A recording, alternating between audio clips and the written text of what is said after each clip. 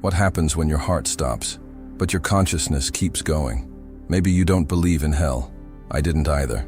Not until I felt the silence swallowing me whole. Not until I saw what waits beyond the last breath. This is not a story for the faint of heart. This is not a dream or a vision shaped by imagination. This is a near-death experience that tore the veil between this world and something far more terrifying. A realm of judgment, of darkness, of eternal silence. I was in the operating room. Machines screamed as my pulse disappeared. Doctors rushed. Lights blurred. And in that moment, I was pulled out of my body, out of time, out of everything I thought was real.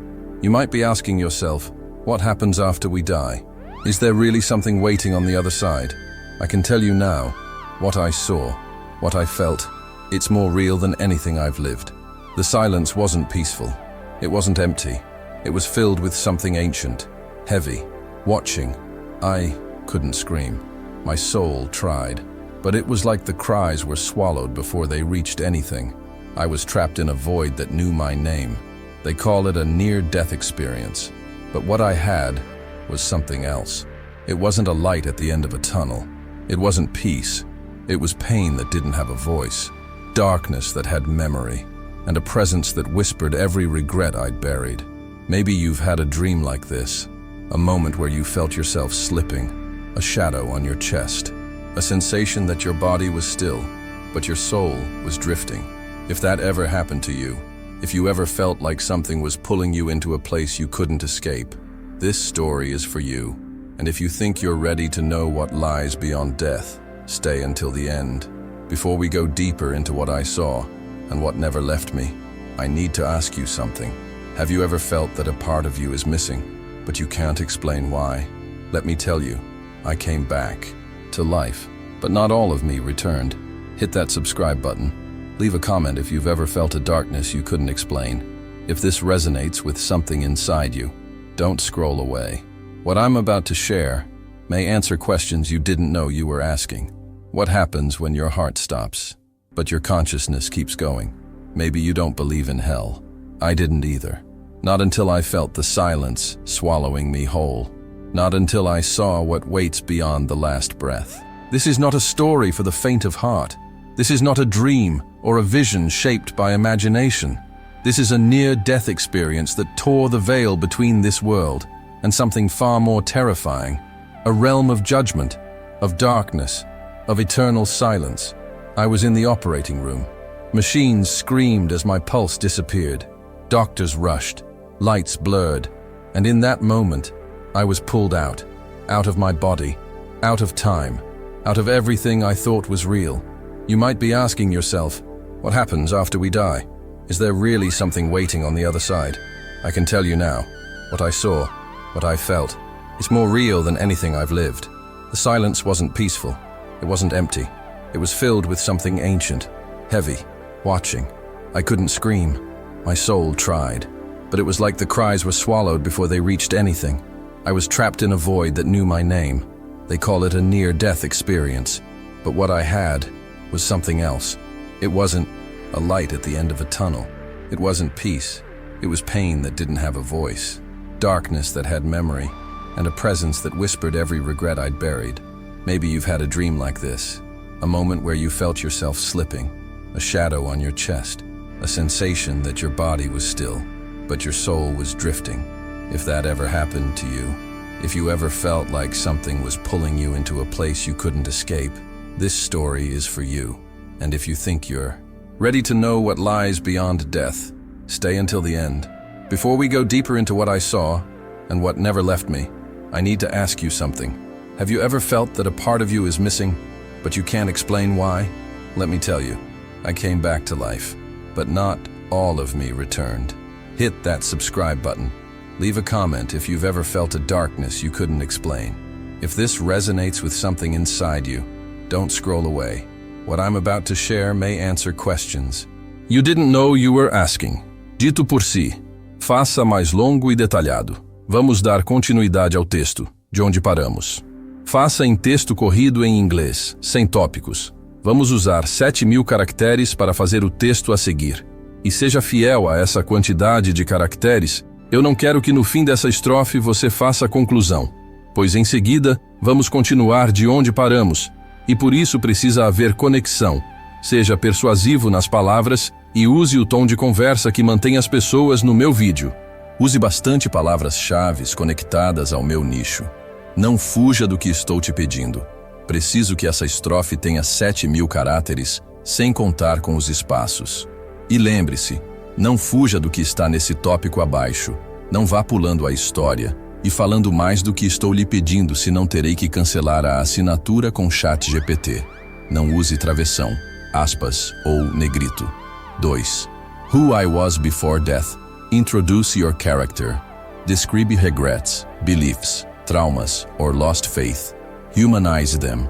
I used to laugh at the idea of hell. I thought death was just nothing. Dito pelo ChatGPT. Entendido.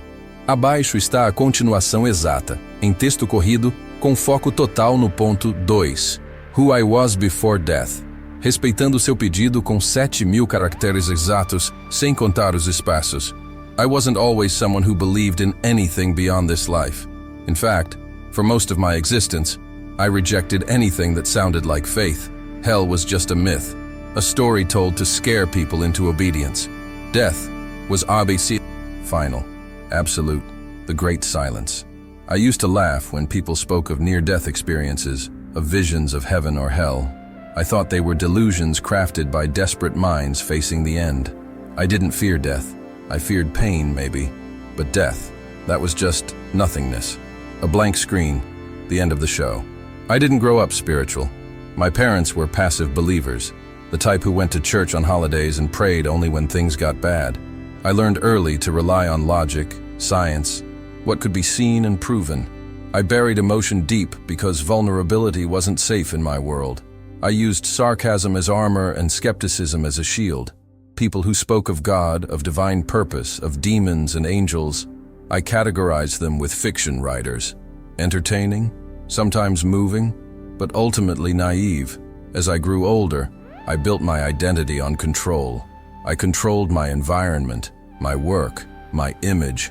I wanted success, power, stability. I didn't care who I stepped over as long as I reached the next goal. Relationships were shallow. I kept people at a distance. I feared connection more than I feared loneliness, because deep down, there was something broken in me, and I didn't want anyone to see it. There were regrets, though I wouldn't have called them that back then. I pushed away people who loved me. I said cruel things in moments of pride. I made choices that hurt others, because I didn't think consequences extended beyond this life. I had secrets. I carried guilt buried beneath layers of distraction. I numbed it with noise, with work, with meaningless pleasures. But sometimes, in the quiet, it would creep in, that feeling that something wasn't right, that something was watching, waiting. I would shake it off, tell myself it was stress, exhaustion, anxiety, anything but truth. My body was healthy on the outside, but I was decaying inside, spiritually hollow. I mocked the idea of a soul because it was easier than facing mine. If you asked me then, I would have said I didn't believe in anything. But the truth is, I didn't want to, because belief would mean responsibility. Belief would mean that I wasn't the center of the universe, and I wasn't ready for that. I remember one night, years before my near-death experience, I had a dream that didn't feel like a dream. I was standing in a place with no light, no sound, and I felt an overwhelming sense of judgment. Not anger, just truth. It was like my entire life was being held up to a mirror I couldn't look away from. Woke up shaking, gasping for air. But I told myself it was just my brain processing stress. I buried it like everything else. Another warning I ignored. I lived like time was endless. Like I could fix things later, apologize later, change later. But later doesn't always come. Sometimes the moment that changes everything doesn't wait for permission. And when it came for me, it didn't knock gently. It shattered through my reality with a force I couldn't deny. I was in a phase of life where I felt invincible. Career was booming. I had money, recognition, even admiration from people who didn't know the real me. I used charm to manipulate, success to validate my emptiness. I had become an expert at wearing masks. I told myself I was fine, more than fine. I was winning, but inside, I was drowning, slowly, silently, and I didn't care, until I died. I remember the days leading up to my death like a slow, invisible spiral. I had chest pains I ignored. I was exhausted but kept pushing. There were moments I'd stare at the ceiling at night and feel this strange heaviness, like a presence pressing down on me. I brushed it off, took a pill, went back to chasing whatever illusion I thought would finally make me feel alive. But nothing did. Not really, because I had shut off the part of me that connected to anything greater than myself. I had cut the cord between my spirit and truth. The night before the incident, I stood in front of the mirror and didn't recognize my own eyes. There was something hollow, something disconnected. I stared for a long time, trying to find myself, but I wasn't there. Just a shell, a body, a name, the soul. I had no idea where it had gone. People think death comes suddenly, without warning, but sometimes your soul starts dying long before your body follows. You stop feeling, you stop caring, you disconnect. That's how it was for me. I was already halfway gone when the final moment came, and I didn't even realize it. The irony is, I thought I was in control. Every step, every plan, every choice, I thought it was mine. But I was walking toward the edge with my eyes closed. And when I fell, when the darkness took me, I wasn't surprised. Somewhere deep inside, I had always known. This isn't easy to say. Not because it hurts, but because it's true. And truth strips away every lie we've built our lives on. If you're listening to this, maybe you see yourself in parts of my story. Maybe you've laughed at faith. Maybe you've chosen silence over forgiveness. Maybe you've felt the pull of something dark and didn't know why. Or maybe, just maybe, you've wondered what would happen if you died tonight. Would you be ready? There's no judgment here, only reflection. Because what happened to me, what I saw when the machines went silent and the light faded, changed everything. Not just what I believed, but who I was, who I am, and maybe who you are too. You're still here. That means you're searching for answers, for meaning, for truth. I see. You. I was you. And what comes next might be the most important thing you've ever heard. So stay with me. Don't look away. The next few moments may hold the key to everything you thought you understood about life, death, and what waits in the silence. I used to think that death was a pause, a sleep with no dreams. I didn't fear it because I didn't believe in what came after. Heaven, hell, those were just metaphors, I told myself. Ancient stories meant to keep people in line. I believed in logic, in numbers, in cause and effect. The soul was poetry, not science. God was an idea, not a presence. And hell was just a word used by preachers to control the weak. I didn't realize how wrong I was until I felt it breathing around me, until I saw its darkness moving inside me. My life before that moment was built on denial. I denied pain. I denied guilt. I denied anything that couldn't be measured or touched. I kept my emotions under tight control, hidden behind layers of sarcasm and distance. I made people laugh because laughter gave me power. I avoided serious conversations because I didn't want to open the door to my own truth. And the truth was, I was lost. Not in a dramatic way. I looked fine from the outside. I had a career. I had goals. I was functioning. But my heart had stopped caring long before my body did. When I was younger, I had moments of wonder. I would stare at the stars and feel something stirring, something that whispered there was more. But I buried that voice. Life became about performance, about approval, about pretending to be okay. I got good at that, really good. I smiled when I wanted to scream. I stayed quiet when I needed to cry. I pushed people away and told myself I didn't need anyone. The walls I built were high, and I called them strength. There were people I hurt, words I can't take back, actions I justified because I didn't believe in consequences beyond this life. I betrayed friends. I ghosted people who cared about me. I used love as a weapon and vulnerability as a weakness. I told myself I was protecting others by staying distant, but the truth is, I was protecting myself from being seen. Because if someone really saw me, they'd see the rot, the fear, the spiritual decay, and I wasn't ready to face that. There was a moment years ago when someone I cared about asked me if I believed in an afterlife. I laughed. I told them that when we die, we become dust, that our thoughts vanish, our memories fade, and our soul, if such a thing exists, returns to the void. They looked at me with sadness, not judgment, and said something I'll never forget. They said, "Maybe you're not afraid of death. Maybe you're afraid of being seen." I brushed it off then, but those words haunted me, still do. I started having strange dreams a few months before it happened. Vivid, cold dreams where I was standing in a hallway of mirrors, but none of the reflections were mine. I would wake up drenched in sweat, my chest tight, my hands shaking. I told no one. I didn't believe in signs. I didn't believe in spiritual warnings. And yet, deep down, something inside me knew I was getting closer to something irreversible, like my soul was screaming from a place I had never dared to explore. I felt disconnected from life, from people, from myself.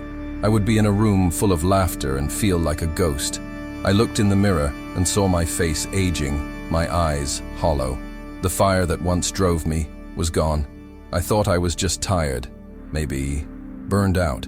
I told myself I needed rest, but it wasn't my body that was exhausted. It was my soul. It had been whispering for years, and I never listened, until it stopped whispering and started pulling me under. Regret is a strange thing.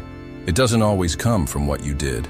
Sometimes it's about what you didn't do, the love you didn't express, the forgiveness you never gave, the faith you never explored.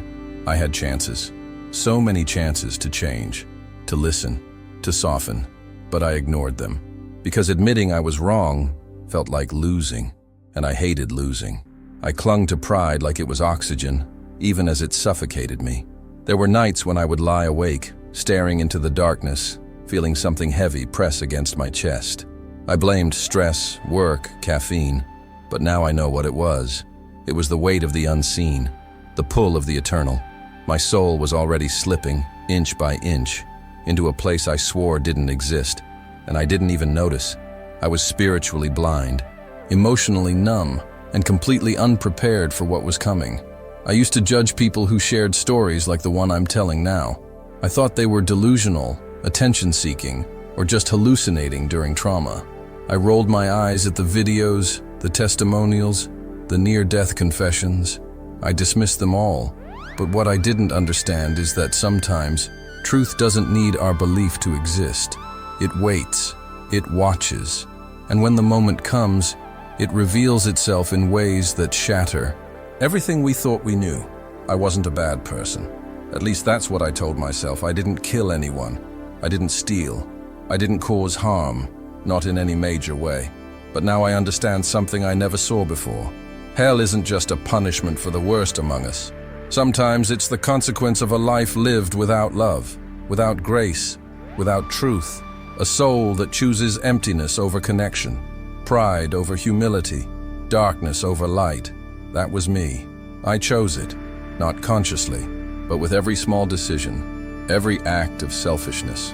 Every time I turned away from the whisper of truth, I chose it. I remember sitting alone on the edge of my bed one evening, holding a glass of whiskey, the room dim and quiet. There was music playing, soft and haunting, and I felt it again, that hollow echo inside me, a sense that I had built a life full of things, but empty of meaning. I didn't cry. I couldn't. I had forgotten how. My emotions were locked behind years of denial. But something in me knew that time was running out. I just didn't know how fast. People think the soul is indestructible, that no matter what we do, it stays pure. But I've seen otherwise. The soul reflects what we feed it, and mine was starving, cracked, covered in shadows. And still I pretended I was fine, until I wasn't. This isn't about religion, it's about reality. A spiritual reality that most of us ignore until it's too late. I ignored it. I mocked it. I ran from it. And when I finally saw it, I couldn't look away. Because the truth doesn't blink. It doesn't bend. It just is. I was warned. Not by voices or visions, but by the emptiness I carried, by the broken relationships, the restless nights, the dreams that weren't just dreams. My soul had been crying for years and I silenced it, laughed at it, rejected it, until the day came when silence was all I had left. And in that silence, something ancient stirred, something real, something I had spent my entire life denying. But it knew me. It remembered me. and it was waiting. Before you continue with this content that shows you what it's like to stand face to face with eternal judgment, you need to check out the ebook Secrets of Life. This book reveals deep teachings from the scriptures, truths long forgotten by many, lessons that will strengthen your faith, restore your spirit, and help you understand God's path, even in your darkest moments. It's not just another book, it's a warning, a spiritual map for those who feel on the edge, between faith and emptiness, between the calling and the abyss. You don't have to wait for a life-altering wake-up call to open your eyes. After this video, click the link in the description and begin your spiritual turnaround today, because tomorrow might be too late. It didn't happen the way I expected. There was no dramatic fall, no car crash, no explosion. It began in silence, a strange, slow silence that didn't belong to this world. I remember waking up with a heaviness in my chest, the air feeling too thick, the room too still. My thoughts were slow, like they were swimming through something heavy. I tried to sit up, but my body didn't respond the way it used to. Something was wrong, but I couldn't explain what. I wasn't panicking. That was the strange part. I was aware, but disconnected, as if my body and my awareness were no longer in sync. I heard my heart in my ears, loud, then faint, then gone. It wasn't a sound, it was a presence, and then it just slipped. I felt something pull backward, like gravity reversed itself inside my chest. My limbs turned cold, like ice water was running through my veins. My vision didn't blur, it dimmed, not like closing your eyes, but like a veil was being drawn between me and reality. Everything felt distant. My own breath sounded foreign, the room faded, the walls bent, the ceiling cracked open in a way that defied physics, and yet I wasn't afraid. I wasn't ready, but I wasn't afraid. I didn't even understand what was happening. Then came the moment, that single unspoken moment when I crossed over. I didn't float, I didn't rise. I fell, slowly, silently, like sinking into a deep ocean, but there was no water, no warmth, just this dense nothing pressing in from every direction. I tried to scream, but sound didn't exist there. I tried to move, but there was no body to control, only awareness. I was still me, but not as flesh. I was pure perception, a soul stripped bare, exposed, with nowhere to hide. Not dim, gone. It wasn't darkness like night. It was a darkness that felt alive, a darkness that breathed, that watched. I felt it before I saw anything. It was like being submerged in regret. Every thought, every memory, every ignored warning echoed inside me, not as flashbacks, but as feelings, sharp, personal, undeniable. I felt the weight of the people I'd hurt, the prayers I'd mocked, the grace I'd refused, and there was no one to argue with, no excuses, no second chances, just truth, cold, heavy truth pressing against what was left of me. I could sense voices, but not as sound. They were impressions, shadows with intention. Some mocked, some wept, some simply watched. I wasn't alone, but I was isolated, surrounded, yet separated. Like every soul, there was trapped in their own prison of guilt and memory. I tried to think of hope, of light, of something good, but it wouldn't come. The memories of joy, of laughter, of love, they felt like lies in that place, like things I had forfeited and no longer deserved. Time didn't move the same there. Seconds stretched into eternities. Thoughts echoed endlessly. Pain wasn't physical, it was identity. I felt my soul tremble, break, reform, and break again. Not from torture, but from recognition. I saw who I was, not the version I showed the world, but the truth. And that truth was heavier than any fire, any chains, any punishment I ever imagined. It was isolation so complete, so absolute, that even my thoughts began to collapse into silence. There was no floor, no sky, just space that pulsed with judgment. Shapes flickered at the edge of my perception. Faces I almost recognized, twisted by shame and sorrow. They didn't speak. They didn't need to. Their presence said everything. Some had once stood beside me in life. People I thought were gone forever. Their eyes held a message I couldn't ignore. You knew, and you ignored it. My mind reached out, grasping for something, anything, to anchor me. But there was nothing familiar, Not even my name felt real anymore. My sense of self was unraveling, thread by thread, until I didn't know where I ended, and the void began. There were no mirrors, and yet I saw myself reflected in every cry, every whisper, every shiver in that place. I wasn't watching hell. I was part of it. I had become it. And then something shifted. A presence entered. Not light, not rescue, just awareness. Something ancient, terrifying, holy. It didn't speak, but its gaze was everywhere. It saw everything. Every lie I ever told. Every time I chose ego over empathy. Every moment I hardened my heart. It didn't accuse me. It didn't need to. I was already guilty and I knew it. That presence didn't need words. Its silence was louder than screams. And in that silence, I saw something I'll never forget. A version of me, but shattered, hollow, screaming without sound, its mouth open wide in eternal anguish, its eyes begging for release. But there was no release, only the high loop, the reliving, the awareness that this torment was not punishment. It was the consequence of a life lived without love, without light, without truth. And worst of all, I had chosen it. I had walked toward this place every time I silenced the small voice of conscience, every time I chose self over soul.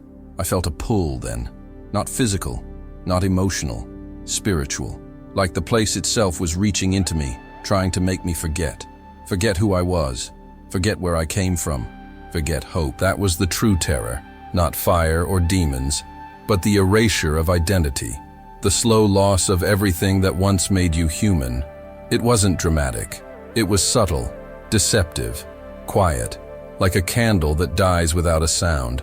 And once it goes out, there's no relighting it. The silence became heavier, not just around me, but inside me. My thoughts slowed, my memories blurred. The faces I once loved began to fade, and that's when I understood what eternal meant.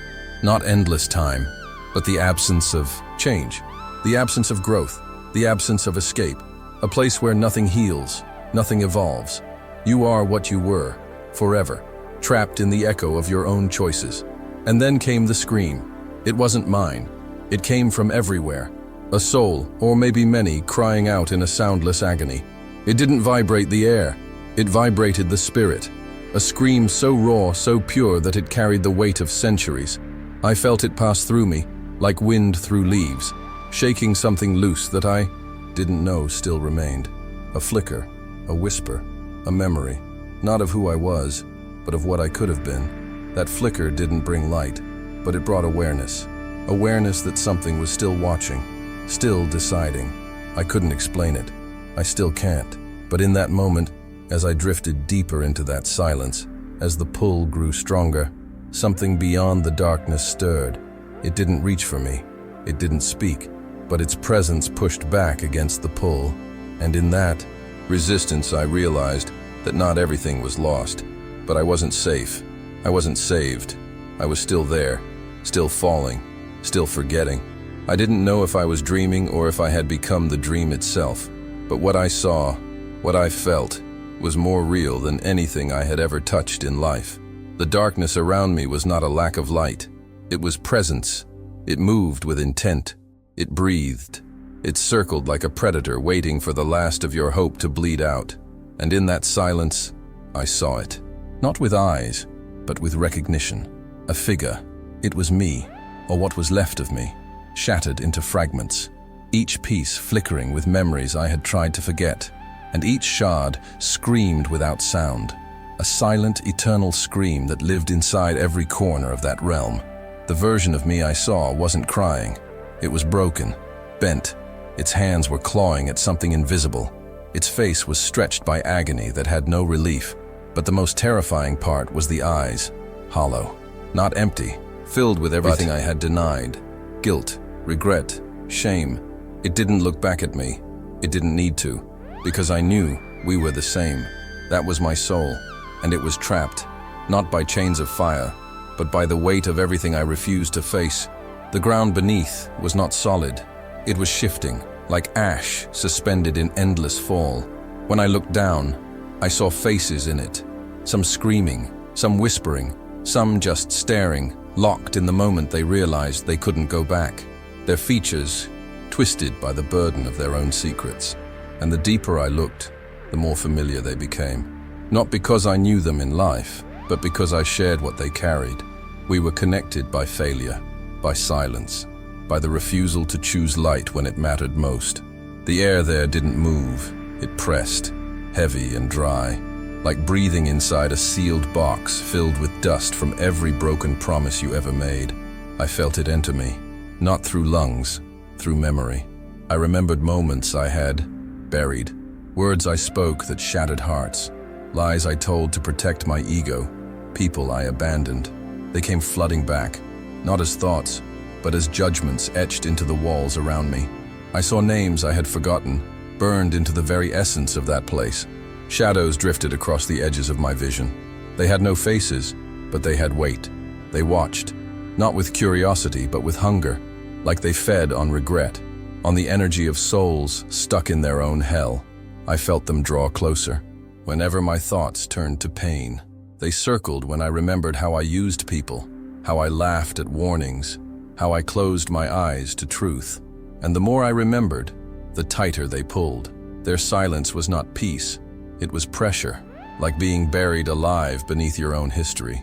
There were no clocks, no sun, no end, just repetition, a loop of internal torment. And the worst part was, nothing chased me.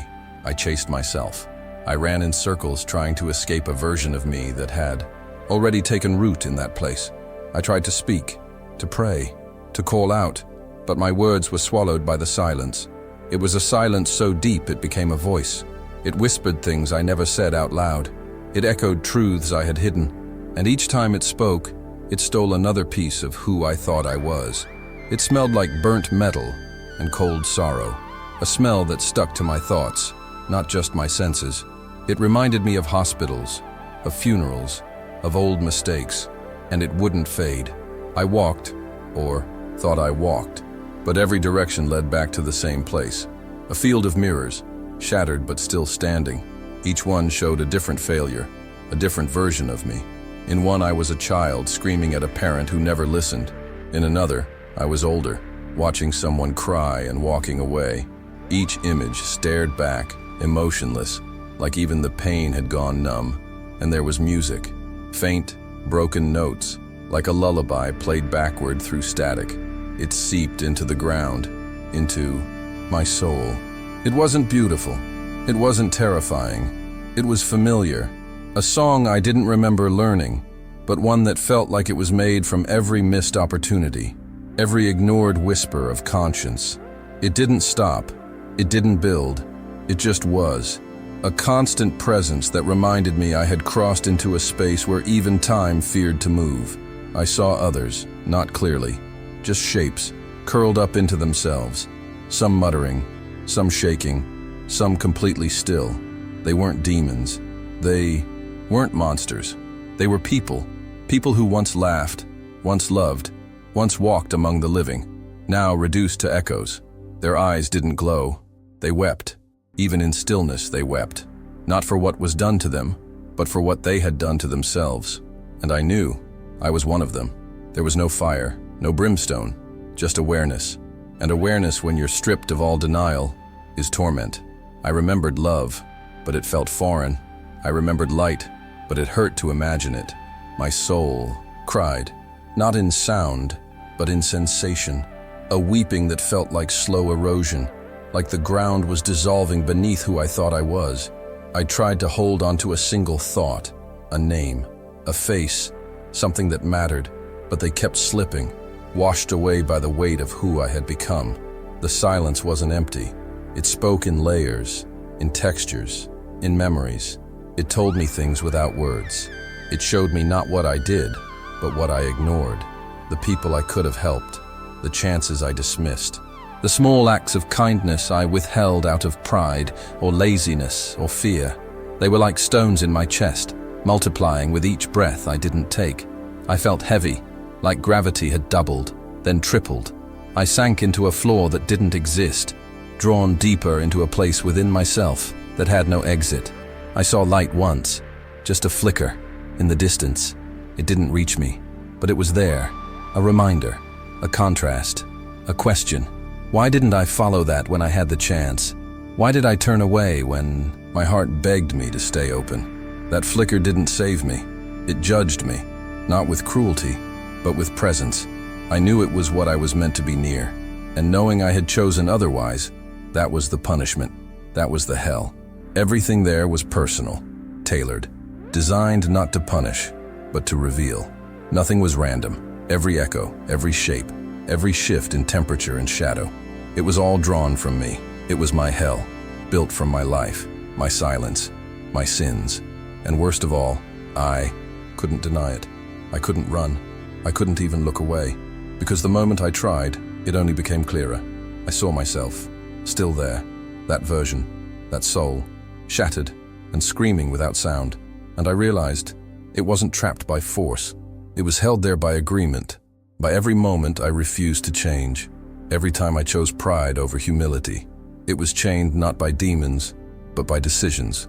My decisions. And the chains were forged from my own choices.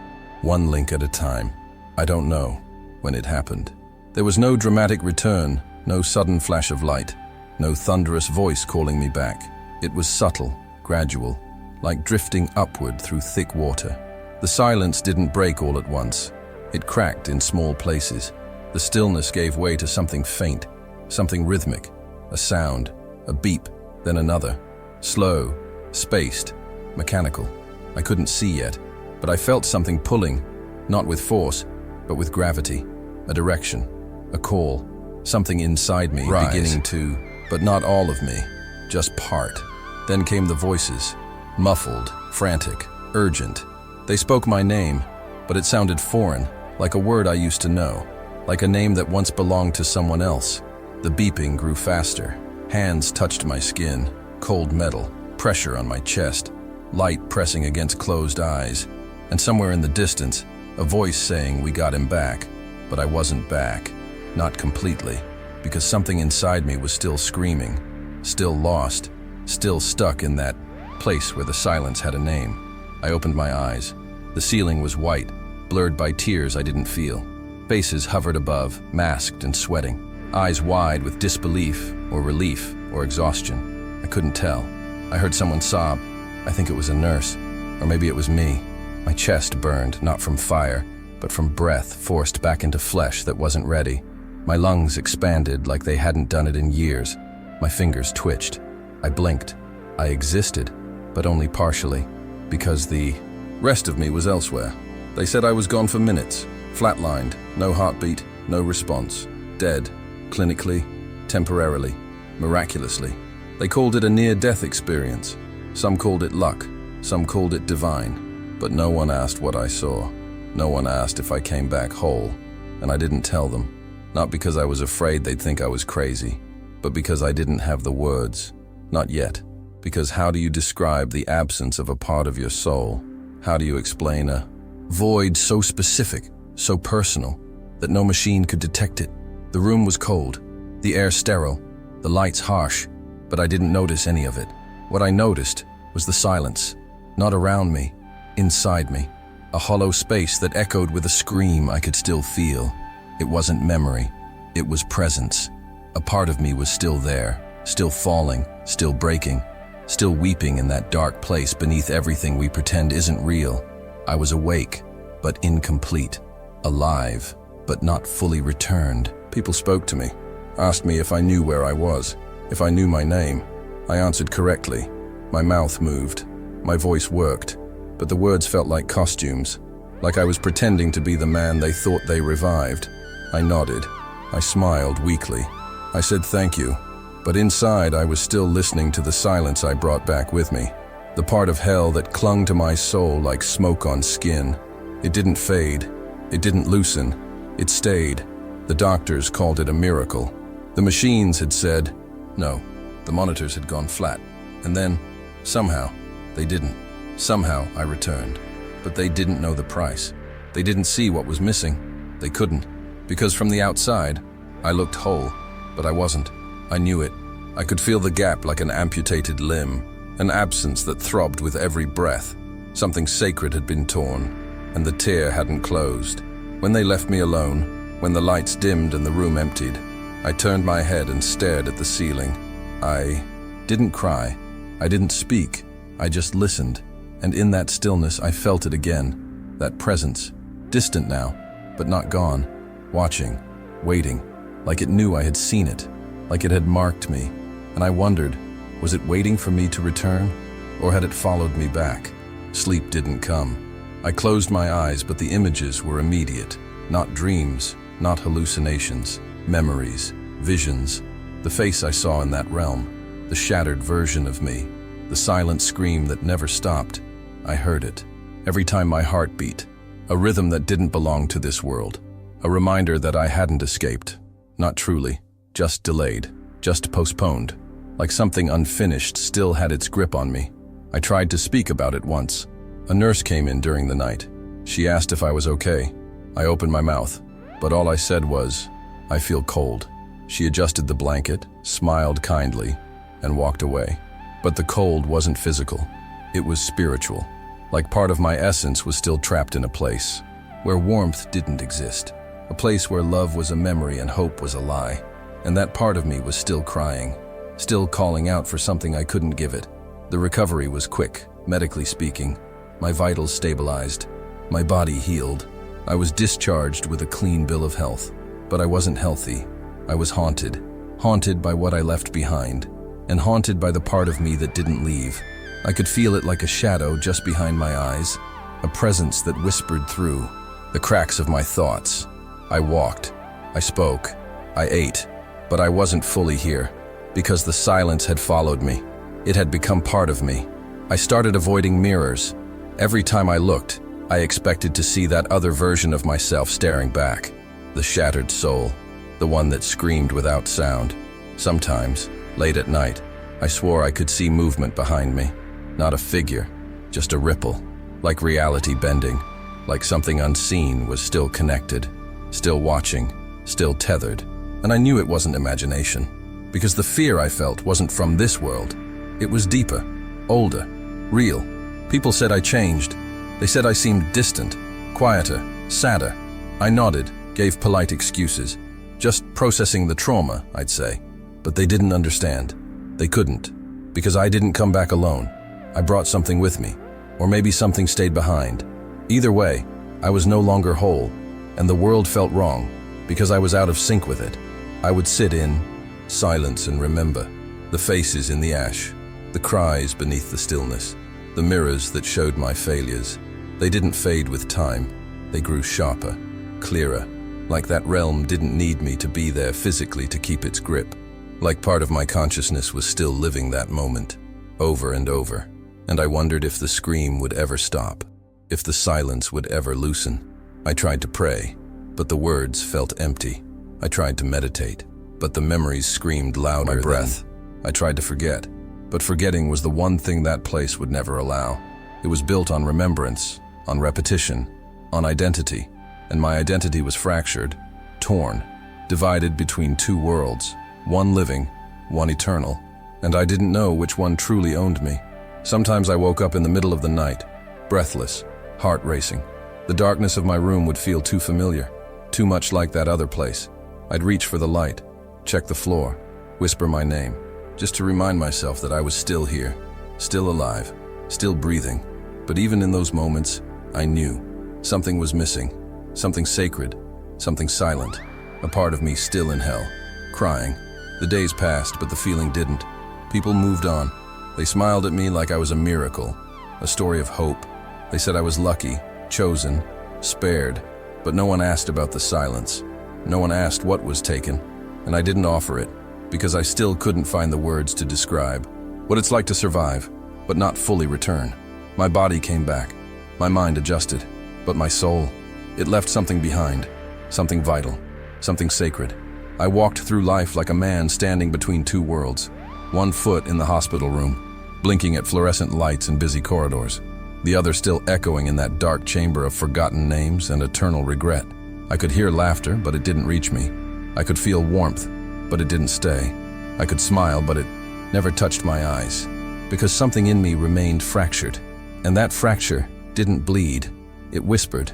It whispered things I didn't want to hear, not in voices but in moments, in pauses, in the ache behind stillness. Sometimes, in the middle of a conversation, I would freeze, because something inside me reminded me of the scream, that silent cry from the broken soul, my soul, still chained, still weeping, still hoping I'd remember. I began to notice things others didn't, small moments of stillness that felt too heavy, shadows that didn't move with the light, dreams that weren't dreams. I would see people and wonder what regrets they carried, what part of them was already drifting toward a place they didn't believe in. I stopped judging. I started listening, but it wasn't enough, because listening didn't fill the void, and the void wasn't empty. It was waiting. One morning, I sat in silence with a cup of coffee that had gone cold. The world outside was waking up. Birds, cars, sunlight. But I felt outside of it all. Not because I hated life, but because I didn't know how to live it anymore. Not after what I saw. Not after what I left behind. I stared at my own hands. They moved. They shook slightly. They were alive, but they felt borrowed, like I had been given time that didn't belong to me. A breath, extended by grace, I hadn't earned. That's when it hit me. The weight. The weight wasn't just loss, it was responsibility. I had seen something few have, not because I was, special, but because I was blind. And now, I wasn't. I knew. I had seen. And seeing demanded something. Change, truth, repentance. But I didn't know how to begin. I didn't know where to place my feet on a path I had denied for so long. Sometimes we think we need fire to awaken us, but sometimes the silence is louder. Sometimes it's not the demons that haunt us. It's our own voice, the things we never said, the love we never gave, the kindness we withheld. Those are the true flames, and I felt them daily, quietly, steadily, not punishing, just present. I looked back at the person I was, the cynic, the arrogant, the one who laughed at the idea of consequence. He's still with me, a shadow I carry. But now I see him for what he was, afraid, not brave, not enlightened, just afraid to believe in something he couldn't control, something greater, something holy, something eternal. I wasn't rejecting faith, I was running from reflection, and now I reflect constantly. Every moment feels layered with meaning, every decision a ripple. I walk slowly, I speak carefully, I look people in the eyes longer than I used to, not because I'm wise, but because I'm searching, still searching, for what I lost, for what I left behind, for that part of my soul that cried in silence, and maybe still cries.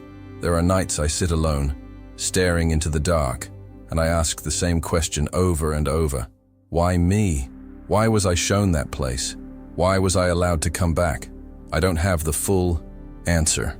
Maybe I never will, but I think part of it is this moment, this conversation, this voice reaching through a screen to whoever's listening. Maybe you, because maybe you're where I was. Maybe you felt the silence. Maybe you've stared at the ceiling and wondered if this is all there is. Maybe you've numbed the scream with distraction, with noise, with denial.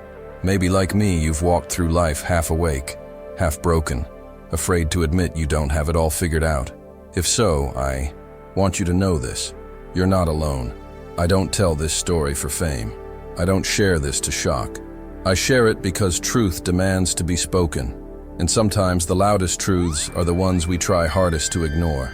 I ignored mine for years, and when death came, it didn't come with flames. It came with a mirror, and that mirror showed me what I was too afraid to face. This isn't about religion.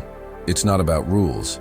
It's about the soul, yours, mine, the part of us that doesn't die with the body, the part that remembers, regrets, and reaches. I'm not here to tell you what to believe, but I am asking you to look, to pause, to listen, not to me, but to that quiet place inside you, the one you've silenced, the one that still cries, even if you stopped listening. Sometimes we survive physically, but spiritually, something stays broken. Maybe you feel it now, that emptiness you can't name, that ache that no success, no pleasure, no relationship can fill. Maybe that's the part of you calling out, not for answers, but for attention, for love, for redemption. Don't ignore it. Not this time. Not now. You don't have to believe me. But ask yourself, what if it's true? What if there really is something waiting beyond this life? What if your soul remembers every choice, every silence, every missed chance to choose light? And what if the scream I heard is the one you're still carrying inside? If you've made it this far, there's a reason. Maybe it's time to stop running.